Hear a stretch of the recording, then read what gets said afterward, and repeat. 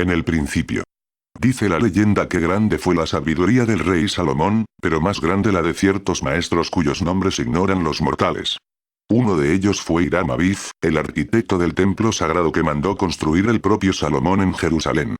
Gerard de Nerval, el autor francés y francmasón del siglo XIX, relató su historia con singular belleza. Como quiera que la obra requería un auténtico enjambre de obreros, Hiram los organizó como un ejército, instituyendo una jerarquía de 3 grados: aprendiz, compañero y maestro. Cada uno de ellos tenía sus propias funciones y su recompensa económica y disponía de una serie de palabras, signos y toques para reconocer a los de su mismo grado. La única forma de subir de categoría era mediante la demostración del mérito personal. 3 compañeros, irritados por no haber sido todavía promovidos a maestros, decidieron confabularse para conseguir la palabra exacta que permitía acceder al salario del grado superior. Se escondieron dentro de las obras y esperaron a que terminara la jornada y todos los obreros se retiraran.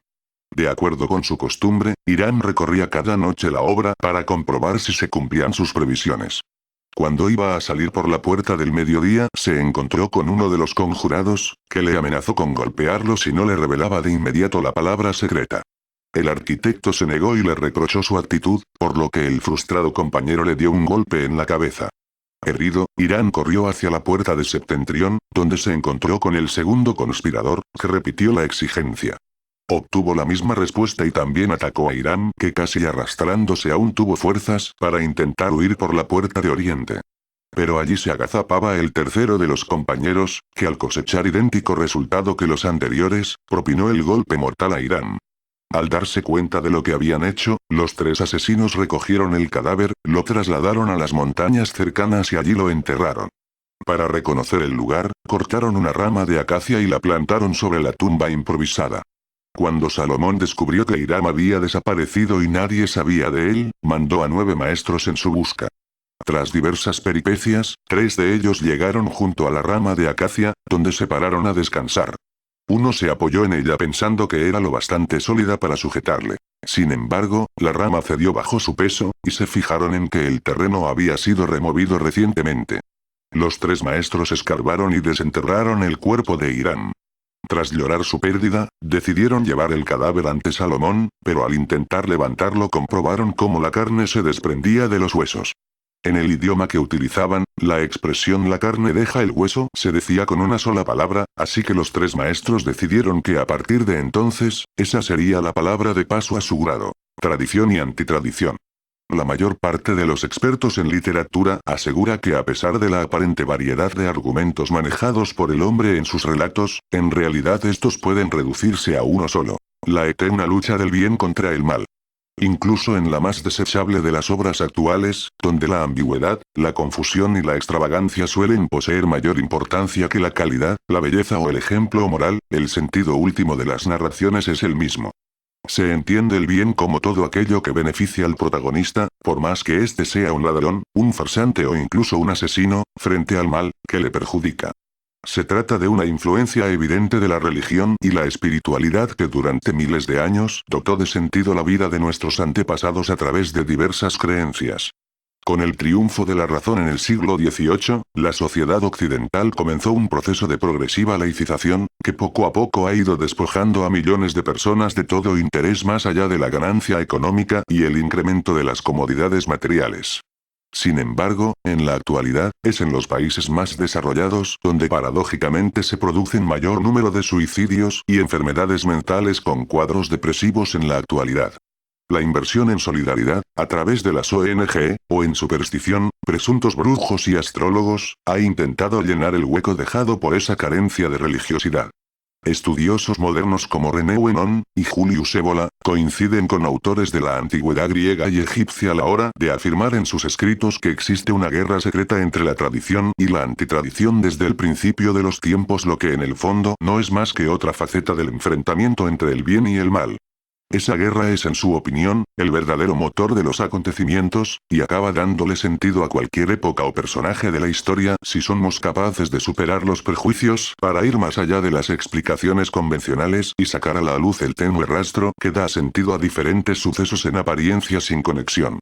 La tradición se extiende en una serie de verdades de origen no humano reveladas a los iniciados, hombres y mujeres más desarrollados espiritualmente que el resto de la humanidad, que se agrupan en pequeñas sociedades discretas. Su misión consiste en guardar y transmitir esas verdades, además de ponerlas en práctica en beneficio de todos los seres humanos. Esos iniciados disponen de capacidades desconocidas para las personas comunes, aunque viven en el anonimato porque no buscan honores materiales ni tienen interés en mostrar su identidad en público. Su poder es espiritual y su reino ciertamente no es de este mundo. Uno de sus símbolos sagrados es la espiral, una forma de la naturaleza que se encuentra por todas partes, desde lo más sublime a lo más vulgar. Desde la forma de algunas galaxias hasta la cadena del ADN, equivale al principio de la evolución.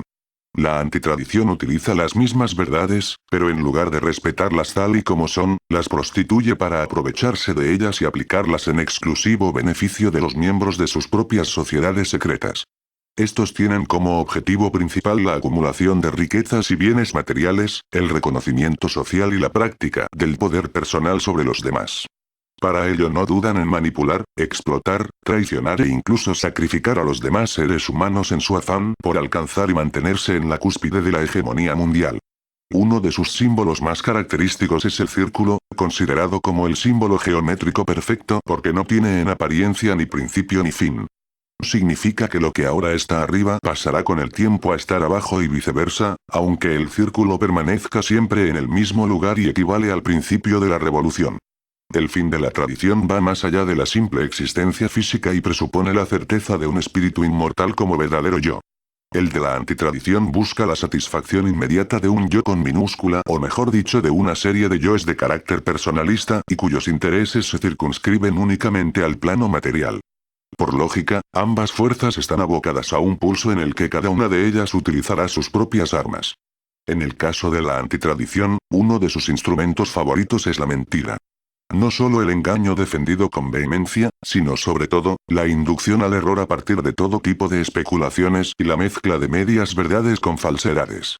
El hecho de que ambos bandos utilicen algunos símbolos similares, como la pirámide o el triángulo, su representación en dos dimensiones, tampoco ayuda a la hora de diferenciarlos. De hecho, en cierto momento histórico, la antitradición descubrió que en lugar de enfrentarse abiertamente a la tradición, le resultaba más rentable crear sociedades secretas y escuelas de pensamiento y filosofía, que bajo la apariencia formal de pertenecer a la segunda, fueran en realidad tributarios de la primera. De esta manera, desviaban de su camino a genuinos buscadores del conocimiento que ingresaban en sus filas y trabajaban sin saberlo para sus fines ocultos. Otra de sus tácticas consistió en infiltrarse en las sociedades defensoras de la tradición para ir escalando puestos en ellas hasta el punto de tomar el mando y apartarlas de sus objetivos originales.